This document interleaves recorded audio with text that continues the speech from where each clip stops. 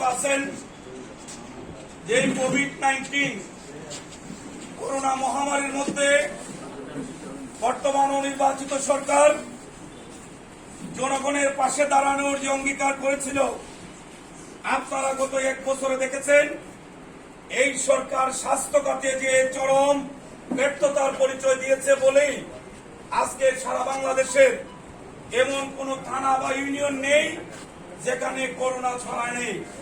সেই জন্যই বাংলাদেশ জাতীয়তাবাদী দলের ভারপ্রাপ্ত চেয়ারম্যান আমাদের প্রিয় নেতা জনাব তারেক রহমান সাহেব শুধু লন্ডনে বসে বাংলাদেশ জাতীয়তাবাদী দলের শুধু রাজনীতির কর্মকাণ্ড পরিচালনা করছেন না, এই দেশের আত্মপীড়িত মানুষের সেবায় দলীয় নেতা কর্মীদের যার যার অবস্থান থেকে সহযোগিতার হাত বাড়ানোর জন্য উনি নির্দেশ দিয়েছেন বলেই গত এক বছরের উপরে বিএনপি আমরা সরবে নীরবে যার যার সামর্থ্য অনুযায়ী আমরা লক্ষ লক্ষ মানুষের মুখের আহার তাদের বাড়িতে পৌঁছে দিতে আমরা সক্ষম হয়েছি।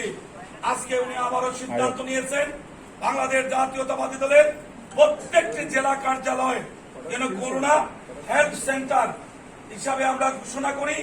আজকে আমরা সকলকে নিয়ে আল্লাহর শেষ মেহরবানিতে হবিগঞ্জে বাংলাদেশ জাতীয়তাবাদী দলের জেলা কার্যালয়কে এই আপৎকালীন সময়ে করোনা পীড়িত মানুষের পাশে দাঁড়ানোর জন্য আমরা করোনা হেলথ সেন্টার হিসাবে আনুষ্ঠানিকভাবে আমরা শুভ উদ্বোধন ঘোষণা করছি। আপনারা লক্ষ্য করেছেন আজকে আমাদের দলের 12 বছরের উপরে আমাদের দল রাষ্ট্রীয় ক্ষমতার বাইরে, শুধু তাই নয় দলের প্রত্যেকটা নেতাকর্মী অসংখ্য মিথ্যা বানোয়াট মামলায় দীর্ঘ সময় কারাবরণ করেছে, কারাভোগ করেছে। অসংখ্য মামলা নিয়ে প্রতি সপ্তাহে অন্তত 2 থেকে 3 বার কোর্টে হাজিরা দিতে হয়। তারপরে তারেক রহমান সাহেবের নির্দেশে আমাদের দলের সকল নেতাকর্মী স্বতঃস্ফূর্তভাবে আজকের প্রথম দিন এই আমাদের মাস্ক, হ্যান্ড স্যানিটাইজার সহ স্বাস্থ্য সুরক্ষা সামগ্রী তারা নিয়ে উপস্থিত হয়েছেন।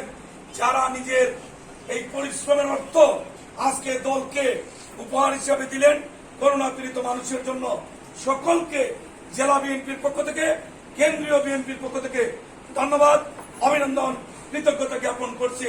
প্রত্যাশা করছি আমাদের দলের আরো যারা বিত্তবান মানুষ আছেন, আসুন আমরা অতীতে যেভাবে সরবে গোপনে আমরা মানুষের আত্মপীড়িত মানুষের পাশে দাঁড়িয়েছিলাম, আগামী ঈদুল আজহার প্রাককালে আমরা যেন আমাদের এই দরিদ্র অসহায় ভাই বোনদের পাশে দাঁড়াতে পারি। আল্লাহ যেন আমাদের সেই তৌফিক দেন। আমাদের প্রিয় নেত্রী, সাবেক 3 বারের সফল প্রধানমন্ত্রী দেশনেত্রী বেগম খালেদা জিয়া এই বর্তমান অনির্বাচিত ফ্যাসিস্ট আওয়ামী লীগ সরকারের ষড়যন্ত্রের শিকার হয়ে মিথ্যা দণ্ড মাথায় নিয়ে আজকে উনি বাসায় চিকিৎসারত অবস্থায় আছেন।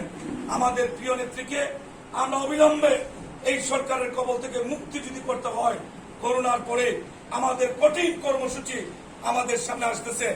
ইনশাআল্লাহ অতীতে যেভাবে স্বৈরাচারের সাদের পতন দেশ নেত্রী বেগম খালেদা জিয়ার নেতৃত্ব হয়েছিল, এই বর্তমান ফ্যাসিস্ট সরকারেরও পতন আমাদের প্রিয় নেতা আগামী দিনের রাষ্ট্রনায়ক দেশ নায়ক জনাব তারেক রহমানের নেতৃত্বে ইনশাআল্লাহ হবে।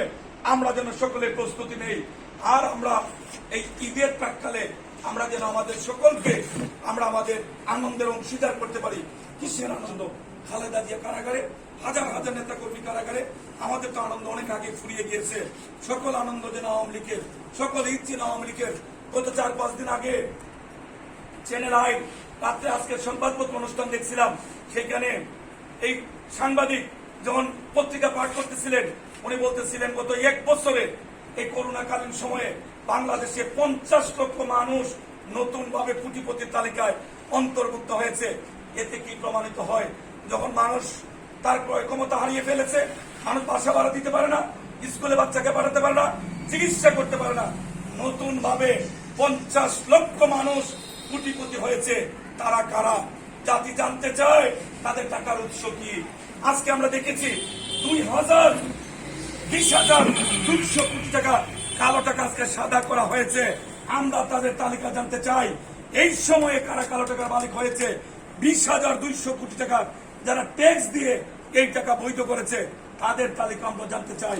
আজকে আমরা দেখেছি গত 4 দিন না 5 দিন আগে 3,200 কোটি টাকার প্রণোদনা প্যাকেজ প্রধানমন্ত্রী ঘোষণা করলেন।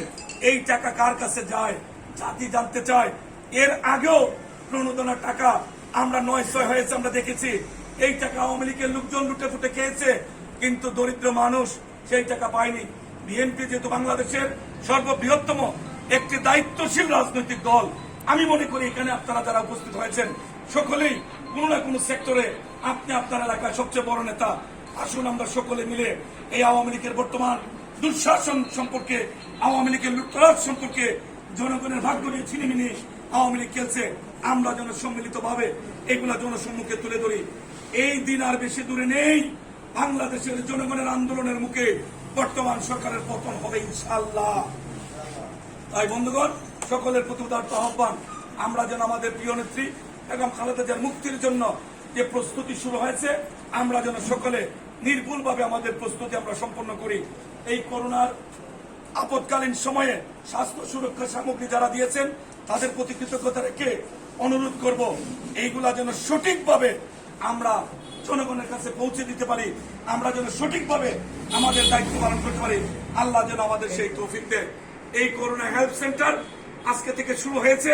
যতদিন পর্যন্ত কেন্দ্র পুনরায় নির্দেশ না দিবে, এই সেন্টার থেকে আমরা আমাদের করোনাকালীন সময়ে সমস্ত কার্যক্রম আমরা পরিচালনা করব, এই আশাবাদ ব্যক্ত করে এই দুপুরে ব্যক্তিগত কাজ ব্যতি রেখে যারা এই পার্টির অফিসে সময় দিয়েছেন, দানের হাতকে সম্প্রসারিত করেছেন, সকলের প্রতি গভীর কৃতজ্ঞতা, ধন্যবাদ, শুভেচ্ছা জানিয়ে আজকের এই উদ্বোধনী অনুষ্ঠান এখানে আনুষ্ঠানিকভাবে সমাপ্তি ঘোষণা করছি। খুদা হাফেজ। বাংলাদেশ জিন্দাবাদ। শহীদ জিয়া অমর হোক।